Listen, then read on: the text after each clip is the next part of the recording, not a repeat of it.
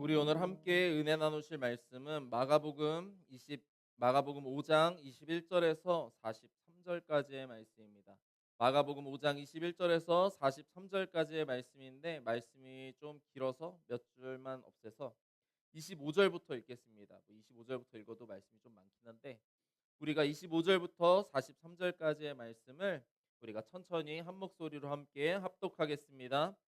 12해를 혈루증으로 알아온 한 여자가 있어 많은 의사에게 많은 괴로움을 받았고 가진 것도 다 허비하였으되 아무 효험이 없고 도리어 더 중하여졌던 차에 예수의 소문을 듣고 무리 가운데 끼어 뒤로 와서 그의 옷에 손을 대니 이는 내가 그의 옷에만 손을 대어도 구원을 받으리라 생각함일러라. 이에 그의 혈루 근원이 곧 마름에 병이 나은 줄로 몸에 깨달으니라. 예수께서 그 능력이 자기에게서 나간 줄 곧 스스로 아시고 무리 가운데서 돌이켜 말씀하시되 누가 내 옷에 손을 대었느냐 하시니 제자들이 여짜오되 무리가 애워싸 미는 것을 보시며 누가 내게 손을 대었느냐 물으시나이까 하되 예수께서 이 일 행한 여자를 보려고 둘러보시니 여자가 자기에게 이루어진 일을 알고 두려워하여 떨며 와서 그 앞에 엎드려 모든 사실을 여쭈니 예수께서 이르시되 딸아 내 믿음이 너를 구원하였으니 평안히 가라 내 병에서 놓여 건강할지어다. 아직 예수께서 말씀하실 때에 회당장의 집에서 사람들이 와서 회당장에게 이르되 당신의 딸이 죽었나이다 어찌하여 선생을 더 괴롭게 하나이까. 예수께서 그 하는 말을 곁에서 들으시고 회당장에게 이르시되 두려워하지 말고 믿기만 하라 하시고 베드로와 야고보와 야고보의 형제 요한 외에 아무도 따라옴을 허락하지 아니하시고 회당장의 집에 함께 가사 떠드는 것과 사람들이 울며 심히 통곡함을 보시고 들어가서 그들에게 이르시되 너희가 어찌하여 떠들며 우느냐 이 아이가 죽은 것이 아니라 잔다 하시니 그들이 비웃더라. 예수께서 그들을 다 내보내신 후에 아이의 부모와 또 자기와 함께한 자들을 데리시고 아이 있는 곳에 들어가사 그 아이의 손을 잡고 이르시되 달리다굼 하시니 번역하면 곧 내가 내게 말하노니 소녀야 일어나라 하심이라. 소녀가 곧 일어나서 걸으니 나이가 12살이라. 사람들이 곧 크게 놀라고 놀라거늘 예수께서 이 일을 아무도 알지 못하게 하라고 그들을 많이 경계하시고 이에 소녀에게 먹을 것을 주라 하시니라. 아멘. 할렐루야. 우리 함께 읽은 마가복음 5장에 있는 말씀을 가지고 믿음으로 선을 넘어가라라는 제목으로 우리 함께 말씀의 은혜를 나누겠습니다. 믿음으로 선을 넘어가라. 우리 말씀의 제목을 한번 읽어볼까요? 믿음으로 선을 넘어가라. 믿음으로 선을 넘어가라입니다. 우리가 잘 알고 있는 상투적인 말이 하나 있을 텐데 인생은 성적순이 아니잖아요라는 말이 있잖아요. 그러니까 성적으로 모든 걸 판단하면 안 된다라는 거겠죠. 뭐 공부는 잘하는 사람이 머리가 똑똑한 사람이 성적을 잘 받을 수 있을 거라고 생각을 합니다. 그런데 그 성적으로 모든 걸 평가하면 안 되잖아요라고 하는 말이지 않을까라고 생각이 돼요. 그런데 성적을 가지고 그 사람의 모든 것을 평가하는 거는 당연히 나쁜 거겠지만 잘못된 것이겠지만 성적을 매기는 것 그 자체가 잘못된 것은 아니라고 저는 생각이 돼요. 다음 달에 파리에서 이제 올림픽이 일어날 텐데 다양한 종목에서 다양한 선수들이 모여서 올림픽 그 경기에 임할 것입니다. 각 종목이 끝나면은 금메달, 은메달, 동메달이 수여됨으로써 전 세계에서 이 종목에서 누가 가장 뛰어난 기량을 가졌나 이것을 가리는 경기를 하는 거잖아요. 그런데 올림픽 운영위원회에서 갑자기 공식적인 발표가 있다라고 하면서 이번에 올림픽에서는 모든 사람들이 올림픽에 참가하는 데 의의를 두겠습니다 하면서 모든 사람들에게 공평하게 참가상을 주겠습니다라고 말을 한다라면 그럴 일 없겠지만 만약에 그런 일이 발생한다라고 하면 어떨까요? 사실 저는 별 상관없어요. 올림픽 안 나갈 거니까. 그런데 올림픽에 나가서 그 금메달을 따기 위해서 4년 동안 혹은 4년보다 더 많은 시간 동안 수고하고 애쓴 사람의 입장에서 생각해 본다라면 이 1 등부터 그 성적을 매기지 않는다라고 하고 그냥 "참가하는 데 의의를 주고 참가상을 모두에게 나눠 주겠습니다." 이런 식으로 말을 한다라면 그건 결코 원하는 일이 아닐 거라는 사실을 우리가 생각해 볼 수가 있어요. 자기가 수고하고 노력한 게 아무런 결과에 대한 보상이 이루어지지 않는다라고 느껴진다면 허망할 수밖에 없는 것이겠죠. 그러니까 판단하고 평가하고 점수를 매기는 것 그 자체는 문제가 아닐 거라고 생각이 돼요. 그런데 그러니까 그 구분 짓는 것. 1 등급 뭐 우리가 소를 1 등급 한우 뭐 2 플러스 풀 막 그런 식으로 판단을 하는 것, 등급을 매기는 것 그 자체가 잘못된 것은 분명히 아니라는 것이죠. 그런데 우리는 그렇게 등급을 매기는 게 분명히 잘못된 것은 아니라는 것을 알면서도 그 등급, 그 구분을 매기는 걸 가지고 그걸 가지고 또 많은 거를 판단하는 경우가 또 분명히 있다라는 것이죠. 우리가 누군가의 인생을 보면서 어떤 사람의 직업을 가지고 그 사람을 판단하는 경우가 있죠. 혹은 누군가가 타고 다니는 차를 가지고 '이 사람은 돈이 많은가 보다.'라고 판단할 수도 있는 것이고 누군가가 어떤 집에 어떤 비싼 집에서 거주하는 것만으로 어떤 사람에 대해서 막 판단을 하는 경우가 있어요. 우리나라 사람들은 유독 다른 사람의 인생에 관심이 많다라고 하던데 누가 좋은 차를 타거나 누가 좋은 집에 사거나 혹은 누군가가 맛있는 음식, 비싼 음식을 먹고 마시고 누군가 명품백을 메고 다니는 걸 보면서 '야 이 사람은 도대체 어떤 인생을 사는 사람일까?' 더 관심을 가지고 본다라는 거죠.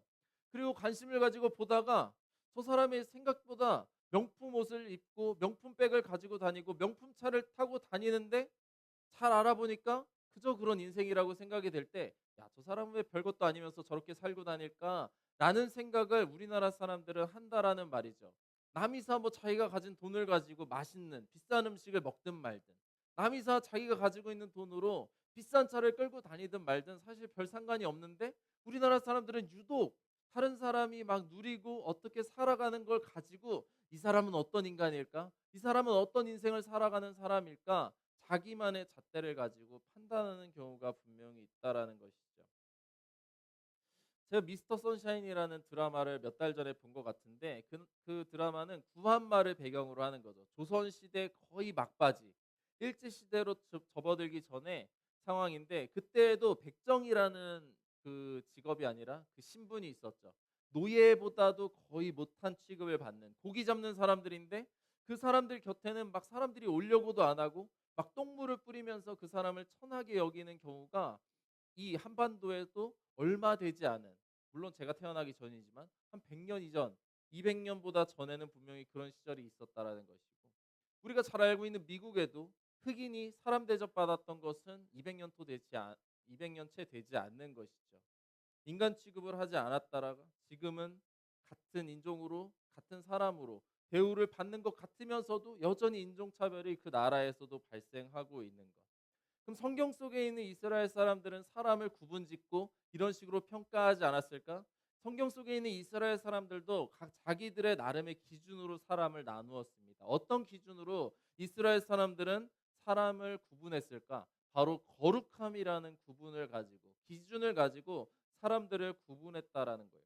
그런데 이 거룩함이라는 것은 사람이 만들어낼 수 있는 것은 아니죠.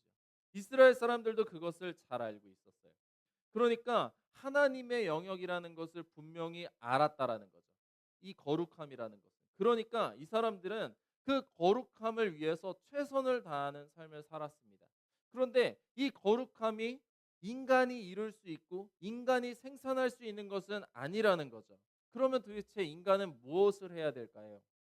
그 거룩함에 가까이 나아가야 되는 거죠. 내가 할 수는 없으니까. 그리고 그 거룩함이 나에게 임했을 때 그 거룩함을 잃어버리지 않기 위해서 최선을 다하는 것이 이스라엘 사람들로서 하는 삶의 태도였다라는 거예요. 하나님께서도 그렇게 명령하셨어요. 너희가 부정한 곳에 가지 말아라.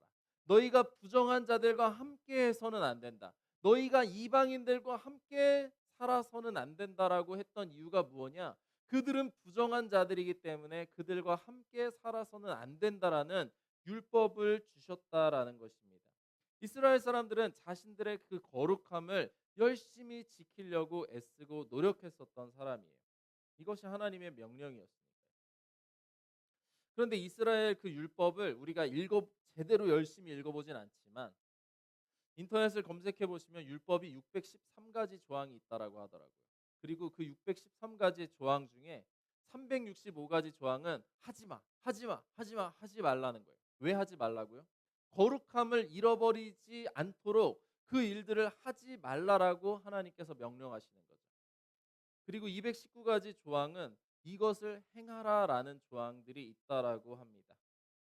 왜요? 부정한 것에 가까이 가면 안 된다라는 거예요. 부정한 것에 가까이 가면 부정한 것이 전염되기 때문이에요. 우리가 과일을 먹을 때 겨울에 귤을 시켰을 때 귤박스를 깐 다음에 우리가 귤박스를 살펴봐야 되잖아요. 상한 게 있나 없나 살펴봐야 돼요. 귤만이 아니라 다른 과일들도 마찬가지죠. 상한 것이 그 박스 안에 들어 있으면 어떻게 돼요? 그 과일만 상하는 게 아니죠. 그 과일이 상함으로써 옆에 있는 과일들까지도 가만히 두면 그냥 계속해서 상한 것들이 번져지게 될 수밖에 없다라는 거예요. 그렇기 때문에 그 상한 것이 퍼지지 않게 하려면 그 상한 걸 빨리 빼내서 버려야 되는 거예요. 부정한 것을 빨리 제거해서 내버려 두고 부정한 것을 빨리 제거해야 그 이스라엘 사회에서 부정한 것이 점점 퍼지지 않게 된다라는 것이죠. 부정한 것에서 영향을 받지 않기 위해서 이스라엘 사람들은 매 순간 노력했었던 사람입니다. 자신들의 정결함을 유지하려고. 왜요? 그 정결한 사람들만이 하나님 앞에 나아갈 수 있다라고 믿었기 때문이에요. 자신들이 부정함을 입어버리면 하나님 앞에 나아갈 수도 없고 하나님 앞에 나아갈 수 없으면 더 이상 거룩함을 받을 수도 없기 때문에 계속해서 부정할 수밖에 없으니까 주님 곁에서 멀어질 수밖에 없는 것이죠. 그러므로 결국 하나님의 백성이라는 정체성을 잃어버릴 수밖에 없었던 이스라엘 사람들이니까 그 율법을 지키는 것, 부정함에서 멀어지려고 했었던 그 사람들의 삶의 태도가 있었습니다. 이스라엘 사람들만 그렇게 행동할까요? 사실 우리도 마찬가지로 그렇게 행동한다라는 것이죠. 우리도 부정한 것이 우리의 주변에 있기를 바라나요? 행실이 나쁜 사람들이 우리의 주변에 함께하는 것을 원하나요? 악한 사람들은 악한 것이 무엇인지 구분할 수 없기 때문에 그 악인들이 자기의 주변에 있는 것을 그냥 방치해 두고 있을 수 있겠지만 선하게 살려고 애쓰는 사람들 혹은 그냥 멀쩡하게 한 사회의 조직 일원으로서 우리가 살려고 하는 사람들은 정상적인 사람들이 자기의 주변에 있기 바라는 게 마찬가지예요. 또한 우리가 아픈 사람들이 우리 주변에 있다라고 생각했을 때 하루 이틀 정도 그 사람을 돌봐주고 한 해 두 해 정도 그 사람을 돌봐주는 게 별게 아닐 수 있겠죠. 그런데 그것이 시간이 지나면 지날수록 어때요? 주변에 있는 사람들도 지친다라는 거예요. 우리도 원한다라는 거죠. 멀쩡하고 올바르고 정결한 것이 내 주변에 있기 바라는 게 우리의 마음과 여전히 저와 여러분들도 생각하는 것입니다. 오늘 본문을 우리가 살펴보면 두 명의 부정한 사람이 나옵니다. 첫 번째는 12해 동안 유출병에 걸린 여인이라고 말합니다. 그리고 두 번째는 회당장의 딸 야이로가 죽을 병에 걸려서 죽어가다가 결국 죽음에 맞이하게 되는 것을 우리가 읽어봤습니다. 두 가지의 사건이 일어나는 거예요. 유출병에 걸린 여인을 예수님이 만난 것과 죽어가던 아이, 결국 죽어버린 아이를 예수님께서 만나신 것입니다. 이 두 가지의 사건이지만 사실 이 두 가지는 두 가지가 아니에요. 동일한 사건이라고 볼 수 있습니다. 왜냐하면 먼저는 혈루증 앓는 여인이라고 말씀드렸어요. 혈루증은 무엇인가? 아마도 유출병일 텐데 몸에서 피가 나는 거죠. 근데 그 피가 멈추지 않는 거예요. 우리가 상처가 나면 조금 있으면 여기에 우리가 지혈하고 있으면 피가 이제 딱지가 붙어서 피가 멈춰야 정상인데 아마도 유출병이라는 병은 자연스럽게 그 질병이 낫지 않았던 병인 것 같아요. 그냥 끊임없이 몸에서 피가 계속해서 흘렀던 것이라고 생각을 할 수 있죠. 성경에서는 피가 사람의 생명이 담겨 있다라고 말합니다. 레위기 11장, 17장 11절을 보면 육체의 생명은 피에 있음이라라고 말씀을 하고 있어요. 그런데 유출병, 이 혈루증, 몸에서 계속해서 피가 나온다라는 것은 뭐겠어요? 생명이 몸에서 계속해서 빠져나간다라는 거죠. 그것은 올바른 모습이 아니겠죠. 그러니까 유출병은 성경에서 율법에서 말하기로 부정한 병이라고 말할 수밖에 없는 병이에요. 몸에서 지속적으로 생명력이 빠져나가는 상황이니까요. 질병에 걸린 사람들은 부정한 사람들이기 때문에 그 질병이 고침을 받으면 다시 정결 예식을 통해서 다시 사회에 들어올 수 있습니다. 그런데 유출병은 계속해서 피가 나니까 정결함을 얻을 수가 없는 거예요. 끊임없이 부정하다라고 여김을 받는 사람들이기 때문에 그 여인은 이스라엘 사회 바깥으로 추방을 당하는 사람들, 그 이스라엘 마을 안에서 살 수 없는 사람들이었다라는 것을 우리가 생각을 할 수가 있습니다. 그리고 두 번째 여인, 12해 동안, 아니 12살짜리 회당장의 딸의 경우는 어떨까요? 회당장이라는 사람은 그 회당의 장인 거죠. 아마도 부족하지 않은 집안을 일구고 살았을 것입니다. 그리고 영향력도 있는 사람이죠. 그 회당에서 아마 말씀을 가리키고 그 말씀을 설명해 주는 사람이었을 테니까 많은 사람들에게 영향력을 주는 사람이고 재산도 당연히 어느 정도 가진 사람이었을 거라고 우리가 생각할 수 있어요. 그런데 아무리 많은 영향력을 가지고 있어도, 아무리 많은 재산을 가지고 있어도 막을 수 없는 것이 있었죠. 자신이 사랑하는 딸이 죽을 병에 걸려 있었을 때 그 딸을 살리게 할 수는 없었다라는 것입니다. 결국 그 회당장이었던 아비 야이로는 딸의 죽음을 위해서 자신이 비난했었던 예수님 앞에 나와서 도움을 요청합니다. 예수님께서는 그 아이를 살리려고 길을 걸어 가시지만 그 가는 도중에 아이는 죽음에 맞게 되는 것이죠. 죽음이라는 건 뭐예요? 죽음과 반대가 되는 게 뭐죠? 생명입니다. 죽음과 생명이 반대에 있다라는 것은 마찬가지로 이 죽음이라는 것은 무엇이냐? 거룩함과 가장 반대에 있는 것이라고 생각할 수 있다라는 거예요. 그러니까 12해 동안 피를 계속해서 흘리는 이 부정한 여인과 죽을 병에 걸려서 결국 죽음을 당할 수밖에 없던 이 아이는 결국 동일한 상황에 빠져 있는 사람이라는 것이죠. 자신의 삶에 찾아온 이 부정함이라는 것을 벗어날 수 없었던 사람들. 이것은 재수 없는 이 사람들의 경우일까요? 우리도 마찬가지라고 생각을 해볼 수 있습니다. 세상 누구도 악하게 살려고 애쓰고 노력하는 사람은 없을 거예요. 내가 더 잘 살려고, 내가 더 나은 삶을 살기 위해 살다 보니까 악한 길에 빠지는 사람은 있을 텐데, 내가 악하게 살아야겠다라는 어떤 결심, 그 나쁜 결심을 하면서 살아가는 사람은 아마도 없을 거라고 저는 생각합니다. 그러니까 마찬가지라는 거죠. 더 나은 삶과 더 좋은 삶, 더 잘된 삶을 살려고 애쓰고 수고하고 노력을 하는데 우리의 인생은 어떻게 될 뿐인가요? 올바른 길에 나아갈 수도 있겠지만 우리는 구원에 이를 수는 없다라는 것입니다. 그렇다면 오늘 나온 이 혈루증 앓는 여인과 죽을 병에 걸려서 결국 죽게 되는 아이는 재수 없어서 이런 질병에 걸린 게 아니라 저와 여러분들도 그 아이와 이 여인과 동일한 운명에 처해 있다라는 것을 우리가 살펴봐야 된다라는 것입니다. 이것을 우리가 생각을 하시면서 오늘 본문 속으로 우리가 함께 들어가고자 합니다. 본문에서 우리가 첫 번째로 생각해 볼 지점은 바로 이것입니다. 믿음으로 기준을 넘어서라라는 것입니다. 우리가 오늘 본문의 제목, 우리가 오늘 설교 제목을 믿음으로 선을 넘어가라라고 말씀을 드렸어요. 이것과 같은 의미입니다. 믿음으로 기준을 넘어서라라는 것입니다. 먼저 이것이 언제 발생했느냐? 21절을 제가 읽어드리면 예수께서 배를 타시고 다시 맞은편으로 건너오시니 큰 무리가 그에게로 모이거늘 이에 바닷가에 계시더니 22절에 회당장 중에 하나인 야이로라 하는 이가 와서 예수를 보고 발 아래 엎드렸다라고 성경에서 기록합니다. 예수님과 제자들이 배를 타고 건너왔다라고 성경에서 기록해요. 우리가 지난주 설교를 한번 눈을 감고 생각해 보시면 지난주에 어떤 일이 있었죠? 예수님과 제자들이 바다를 건너갔다라고 성경에서 기록해요. 이 갈릴리 호수를 건너가서 이방인의 지역인 거라사 지방으로 가셨습니다. 그리고 오늘 본문은 그 지역에서 다시 예수님과 제자들이 돌아오셨다라는 상황이에요.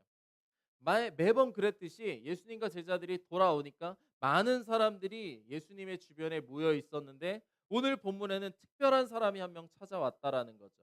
제가 읽어드린 회당장 야이로라는 사람이 예수님 앞에 나아왔다라는 것입니다. 내 딸이 지금 죽어갑니다. 예수님, 내 딸을 고쳐주세요라고 야이로가 찾아왔는데 그 사람이 누구라고요? 회당장이라는 것이죠. 회당장은 예수님 앞에 쉽게 나올 수 있는 입장은 아니에요.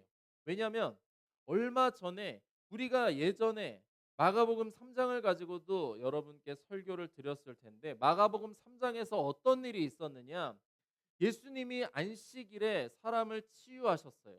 그리고 그 다음에 서기관이란 사람들이 예수님께 말합니다. 이 사람이 도대체 무슨 능력을 가지고 이런 일을 행하는가라고 하면서 이자가 바알세불의 힘을 빌어서 이런 일을 행하는 것이구나.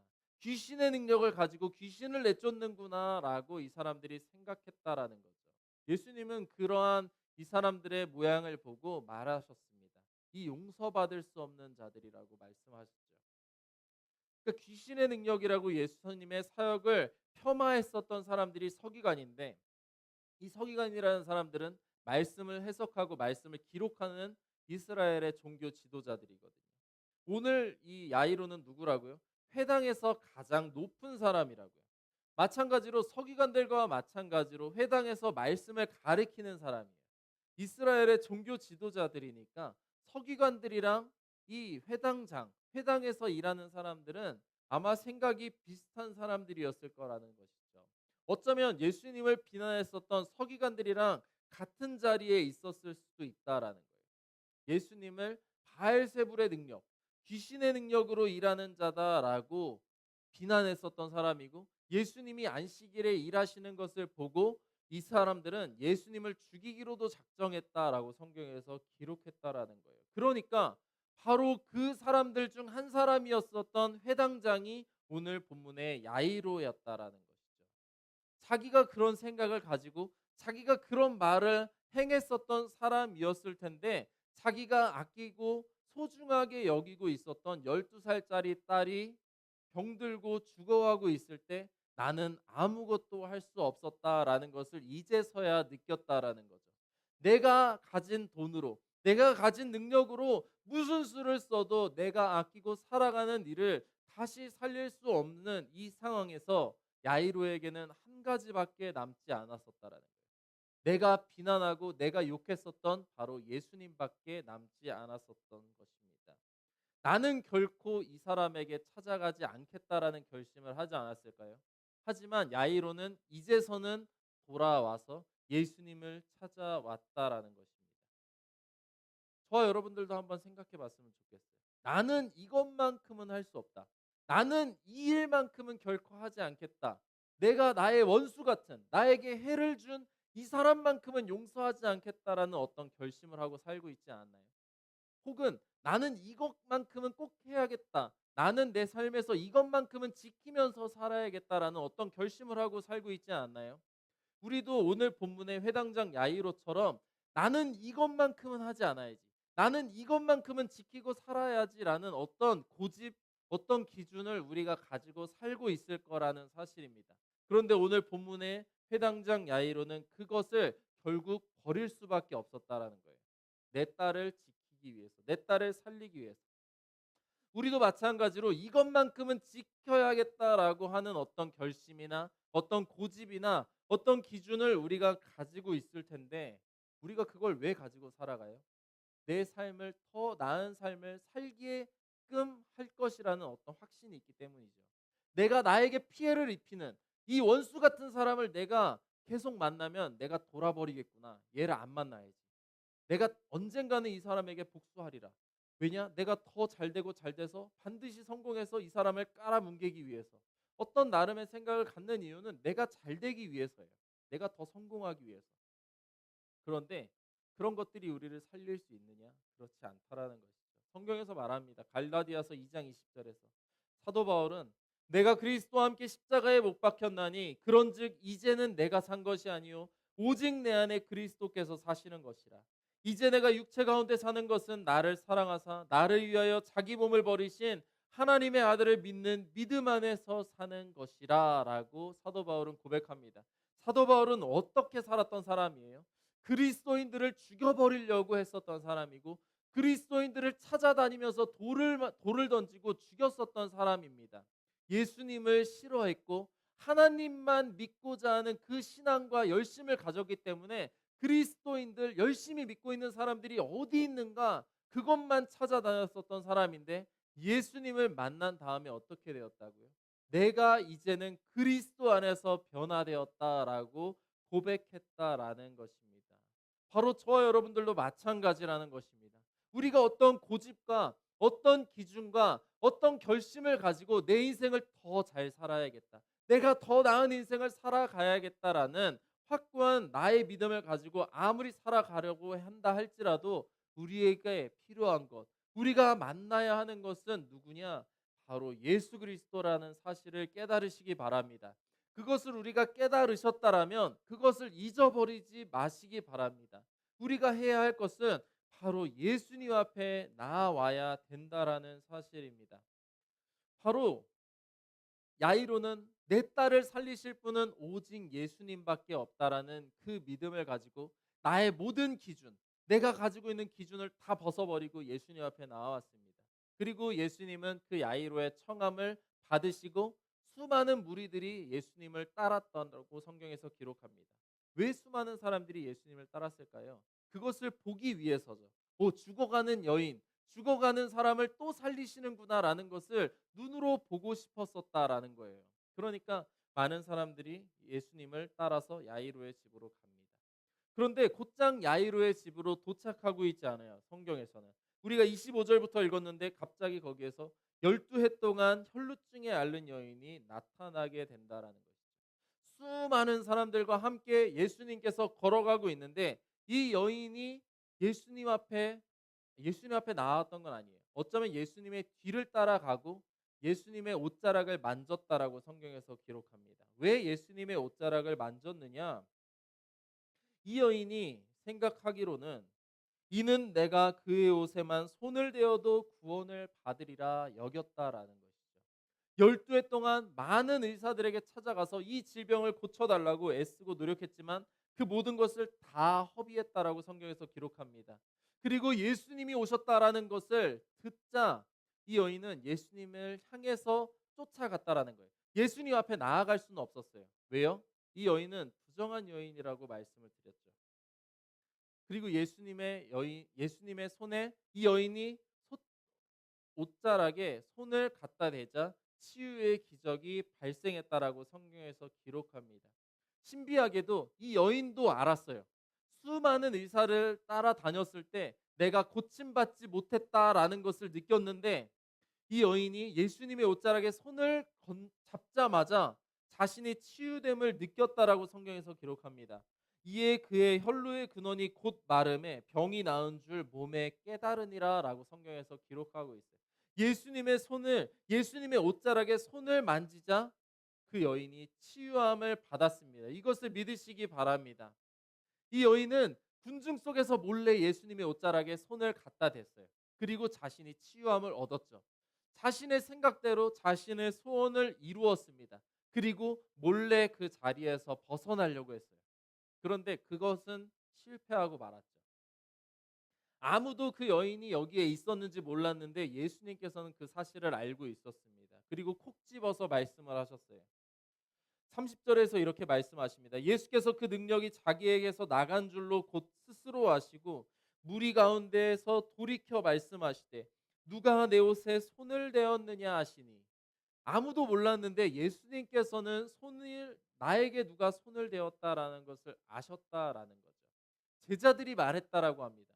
아니 예수님 이렇게 사람이 많은데 예수님의 옷에 지금 사람들이 다 손대고 있지 않습니까? 누가 손을 대냐니요? 라고 예수님을 그냥 비난하듯 말하는 제자들이 있었는데 예수님은 그냥 손을 댔다라는 표현이 아니죠. 나에게서 능력이 나갔다라고 예수님께서는 말씀을 하고 있었다라는 거예요. 여인은 조용히 있다가 사라지고자 했어요. 왜요? 자신은 부정한 사람들이니까요. 부정한 사람이었으니까. 이 부정한 사람은 사람들 곁에 있어서는 안 돼요. 이 사람이 사람들의 곁에 있으면 주변에 있는 모든 사람들을 부정하게 만들기 때문에 부정한 사람을 죽이는 방법은 돌로 쳐 죽이는 거예요. 가까이 가서 죽이지도 않아요. 멀리서 돌로 쳐 죽여야 된다라고 율법에서 기록합니다. 그러니까 주변에서 사람들이 내 주변에 오지 못하게 해야 된다. 나는 부정한 사람입니다. 나는 부정한 사람이니까 내 주변에 오시면 안 됩니다라고 외치면서 살았던 여인이 이 사람인데 이 여인이 어떻게 행동했죠? 몰래 사람들 틈에 숨어 들어가서 손을 뻗었다라고 성경에서 기록합니다. 우리가 코로나 바이러스가 있을 때에 열심히 마스크를 쓰고 다녔잖아요. 근데 마스크를 열심히 쓰고 다니기 전에 막 코로나가 이제 막 진행되는 그 시점에는 사람들이 마스크를 써야 되는지 몰랐으니까 코로나 바이러스 걸린 사람들이 막 마스크를 안 쓰고 돌아다니니까 어떻게 됐어요? 막 영업장에 여기서도 코로나가 발생하고 저기 여기저기서 막 코로나가 발생하니까 영업장들이 영업 중단을 막 일 주일, 2 주일 동안 영업 중단을 하는 상황이 벌어졌다라는 거죠. 많은 사업장들이 막 곤란한 경우를 분명히 겪었을 것입니다.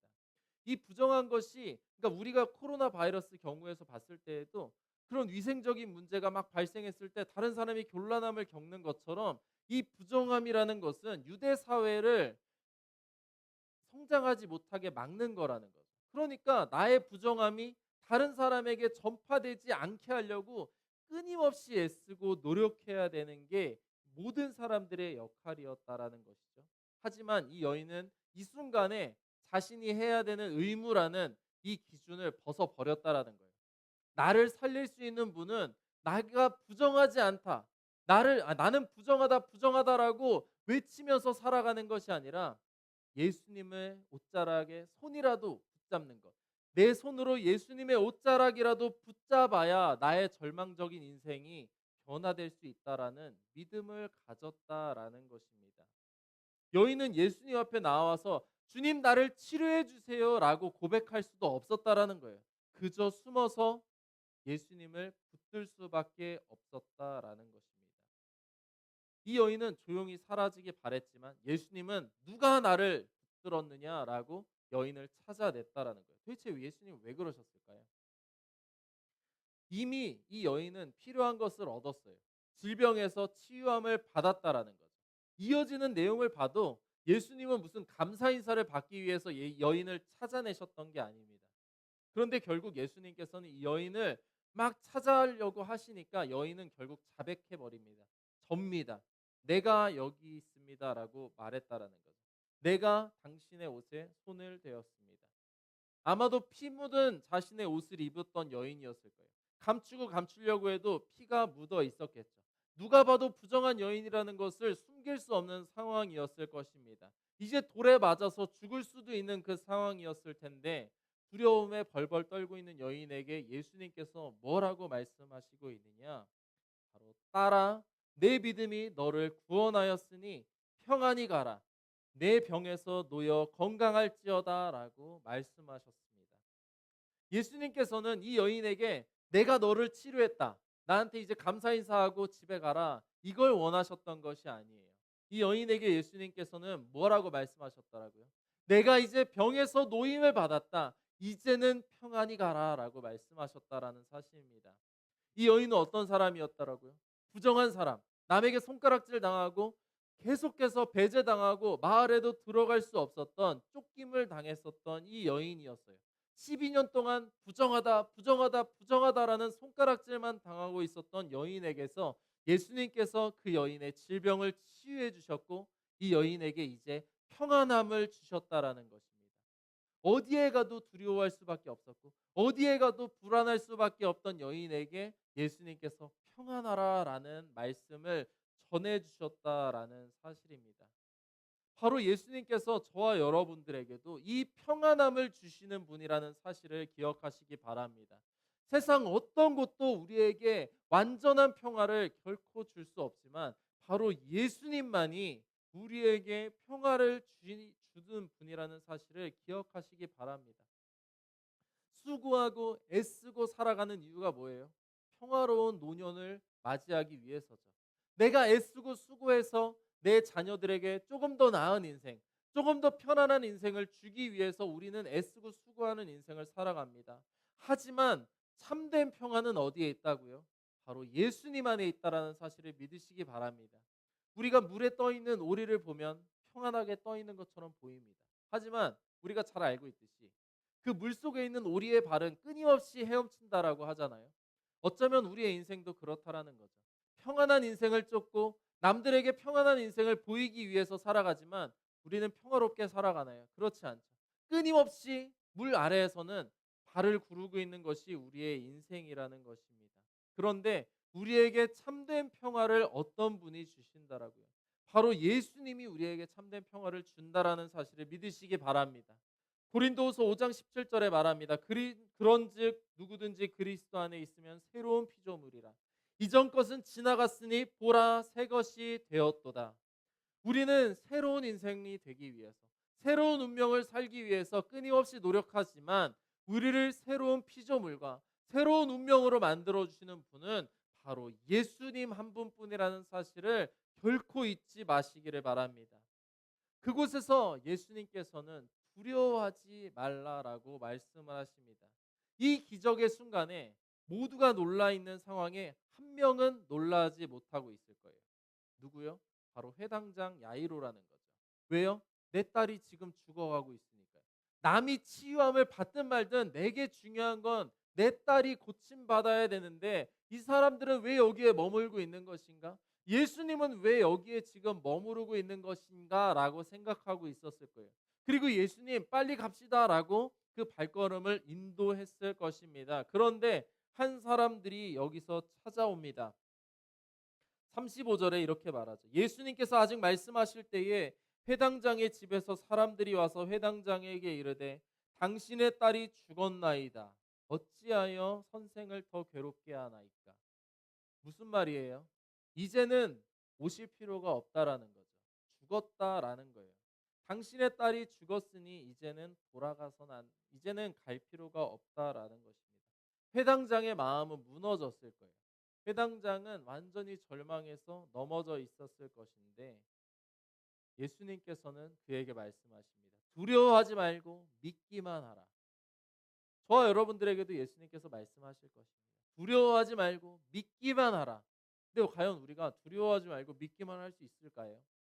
고통, 우리가 질병 가운데 고통당하는 것이 있겠지만 그 아무리 많은 고통이 있어도 고통과 죽음은 분명한 다른 게 있다라는 거예요. 왜요? 고통이 아무리 있어도 고통 중에는 생명이 있는 것이죠. 그런데 죽음이라는 것은 생명이 없는 상태라는 거예요. 그러니까 아무리 고통스러워도 생명이 있다라면 살아날 것이다라는 희망이 있지만 죽음에 이르렀다라면 아무런 희망이 있을 수가 없는 것이죠. 사람들이 그러니까 말하는 거예요. 더 이상 선생님을 괴롭게 하지 말아라. 그리고 예수님께서 그들과 함께 가셨을 때에 수많은 무리가 그곳을 따라갔나요? 그렇지 않아요. 사람들은 다 떠나갔고 예수님께서는 베드로와 야고보와 야고보의 형제 요한만 그들과 함께 갔다라는 것이죠. 사람들이 그 질병에서 사람이 고침받는 것, 그 12살짜리 딸이 고침받는 걸 보고 싶어 했으면 따라갔겠죠. 하지만 이미 죽었으니까 사람들은 관심이 없었던 것일 거예요. 아무도 그곳에 따라가지 않았던 거죠. 예수님은 세 명의 제자들만 동행하고 그 절망 가운데 있는 야이로의 집으로 갔습니다. 오늘 예수님께서도 저와 여러분들에게 말씀하실 것입니다. 우리가 믿음을 가지고 살아갈 때에도 우리가 고통스러운 상황과 절망과 같은 그 죽음에 이르는 그 순간과 같은 절망이 우리에게 찾아왔을 때에 우리도 똑같이 두려움에 떨고 도대체 나에게 길이 어디 있는가? 도대체 나의 인생의 희망은 어디 있는가라는 마음을 가지고 우리가 살아갈 때에 우리는 낙심하고 좌절해 있겠지만 동일하게 예수님께서 성령님께서 우리에게 말씀하신다라는 사실을 믿으시기 바랍니다. 두려워하지 말고 믿기만 하라라고 주님께서 말씀하실 때에 우리는 그 걸음을 가지고 예수님과 함께 나의 고통의 자리에 나아가야 한다라는 사실입니다. 모든 사람들은 질병만 예수님께서 고칠 것이다라고 여겼지만 주님께서 이미 죽어 있는 딸에게 찾아가셔서 달리다굼 일어나라라고 하셨을 때에 그 작은 아이의 손을 잡아주셨을 때에 죽었었던 딸이 살아났다라고 성경에서 말하고 있는 사실을 기억하시기 바랍니다. 이것을 믿으시기 바랍니다. 우리는 무엇을 믿으면서 살아갑니까? 예수님은 질병만 고칠 수 있는 분이다라고 믿고 있습니까? 그렇지 않습니다. 예수님은 죽음에 이른 사람도 고치셨다라고 성경에서 기록하고 있다는 사실을 저와 여러분들이 믿기만 한다라면 우리가 어떠한 어려움과 어떠한 절망적인 상황 가운데 있을지라도 하나님께서는 우리의 인생을 완전히 변화시키실 수 있다라는 사실을 우리는 믿으시기 바랍니다. 우리가 오늘 첫 번째로 찬양했었던 이 찬양이 있는데 이 찬양에서 이렇게 고백합니다. 해가 뜨는 새 아침이 밝았네. 이제 다시 주님을 찬양. 무슨 일이나 어떤 일이 내게 놓여도 저녁이 올 때 나는 노래해. 송축해 내 영혼 내 영혼아 거룩하신 이름. 이전에 없었던 노래로 나 주님을 경배한다라고 이 가사 찬양의 가사가 기록합니다. 이전에 없었던 노래로 주님을 찬양하겠다라고. 나의 인생에 우리가 어떠한 상황에서 살아가고 있을지라도 주님은 내가 경험한 것 이외에 새로운 경험을 해주실 수 있는 분이라는 사실을 믿으시기 바랍니다. 새로운 경험을 내 인생 가운데 주실 수 있는 분이기 때문에 이제 내가 새로운 노래로 주님을 찬양한다라고 성경 이 찬양의 가사에서 고백하는 것처럼 저 여러분들이 믿음을 가지고 두려워하지 말고 우리가 주님 앞에 나아가기만 한다라면 하나님께서 우리의 인생 가운데 새 노래로 주님을 찬양하게 하신다는 사실을 믿으시기 바랍니다. 말씀을 마무리하겠습니다. 오늘 말씀은 우리에게 두 가지를 말씀해 주고 있는 것입니다. 그리스도인들이 주님 앞에 나아갈 때에 주님은 언제나 우리를 도우시는 분이라는 사실입니다. 그런데 우리가 주님 앞에 나아가려면 어떻게 해야 되는 것이죠? 내가 가지고 있는 그 기준을 벗어버려야 된다라는 거예요. 회당장 야이로가 자신의 기준을 다 벗어버리고 딸을 위해서 예수님 앞에 나아간 것처럼 혈루증을 앓는 여인이 자신에게 채워져 있는 그 부정함의 의무, 부정함의 족쇄가 있었어도 그 모든 것을 벗어버리고 죽음을 무릅쓰고라도 주님 앞에 나아갔을 때에 그녀에게 생명이 나타났다라는 것을 우리가 기억해야 합니다. 우리가 나의 것을 내려놓고 주님 앞에 나아갈 때에 주님은 우리에게 생명을 허락해 주신다는 사실을 반드시 기억하시기 바랍니다. 그리고 그렇게 주님 앞에 나아간다라면 주님은 우리가 생각할 수 없는 그 모든 절망 가운데에서도 우리를 건져 주시는 분이라는 사실을 기억하시기 바랍니다. 우리의 생각으로 우리의 마음으로 주님을 능력이 없는 존재라고 낮잡아 여기지 마시기 바랍니다. 주님은 어떤 일을 이루시는 분, 모든 일을 이루실 수 있는 분이십니다. 나의 삶에 어떠한 상황 가운데 우리가 처해 있을지라도 우리가 주님을 믿기만 하면, 두려워하지 말고 믿기만 하면, 담대하게 주님과 동행하기만 한다라면 주님은 우리와 함께 그 절망의 자리에 함께 나아가신다라는 사실입니다. 우리는 두려움에 떨면서 절망의 자리를 피하려고 합니다. 죽음의 자리에서 도망치려고 하지만 주님은 그 절망의 자리와 죽음의 자리에 함께 나아가신다라는 거예요. 예수님이 십자가를 지셨을 때에 그 십자가는 죽음을 향해 나아가는 길이었던 거죠. 주님은 죽음을 피하지 않으셨다라는 거예요. 능력이 많으셨던 분이지만 죽음을 도망치지 않으셨어요. 우리는 어떻게 해야 합니까? 바로 주님과 함께 그 죽음의 자리에 나아가야 한다라는 것이죠. 결국 우리가 죽음에 나아간다라면 죽음의 당에 우리가 쓰러질 수도 있겠지만 주님께서는 우리에게 부활을 허락하신다라는 거예요. 죽음을 당한 사람만이 주님 안에서 부활을 경험할 수 있는 것입니다. 우리가 주님 앞에 나아갈 때에 그리스도 안에서 새로운 피조물로 부활한다라는 것은 나의 인생이 완전한 죽음 가운데 나아가야 한다라는 사실을 우리가 믿고 나아간다라면 죽음 또한 우리의 삶에는 절망이 아니라 고통이 아니라 바로 예수님 앞에 나아가는 것, 하나님께 더욱더 가까이 나아가는 것, 그분의 거룩함에 한 걸음 한 걸음 나아가는 것, 그 단계일 뿐이라는 사실, 결코 두려움 없이 우리가 주님과 함께 동행하시는 우리 모두가 되시기를 예수님의 이름으로 축복합니다. 기도하겠습니다. 사랑과 은혜가 충만하신 하나님 아버지 감사합니다. 하나님, 우리가 오늘 복음서의 말씀을 통해서 혈루증 앓는 여인과 이미 죽어버린 딸을 살리신 예수님의 사건을 다시 한번 말씀을 통해 기억합니다. 어떠한 절망이 우리의 삶 가운데 찾아올지라도 우리가 두려워하지 않는 것은 주님이 그 큰 절망 가운데 우리와 함께 하시기 때문입니다. 그리고 주님은 그 죽음의 절망마저도 완전히 변화시키시는 분이라는 그 사실, 그 믿음을 우리가 영원히 가지고 살아가게 하여 주시옵소서. 우리가 믿음을 가지고 두려워하지 않고 나아간다라면 하나님께서는 우리의 인생을 역전시켜 주실 것입니다.